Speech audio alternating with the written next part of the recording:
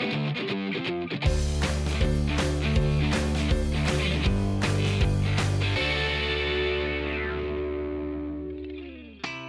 big trend in the cleaning industry right now is smart technology. And so we were really excited to launch our Colo Smart Monitoring System this year at ISSA. The Colo Smart Monitoring System is really about awareness of what's going on in the washroom, in the bathroom, without having to have labor there all the time, opening and closing dispensers and checking valves to see what's going on.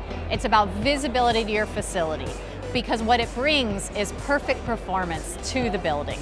A lot of people looking for answers on no cross-contamination situations. We've developed radio frequency signals sent to the paper dispenser, so you're never having to touch the soap dispenser or the paper dispenser. We're in the generation of technology, so it's great to see everybody participating and stepping it up. Smart technology is still really new, and we are going to watch this thing evolve. It's going to change every year, I think, in this industry. Adoption rates are going to tell us where it's creating value and who is getting the most from it. And if anything, it's going to be iterative. So we're real excited to design a system that is focused on the long term and that is going to evolve as the market demands evolve.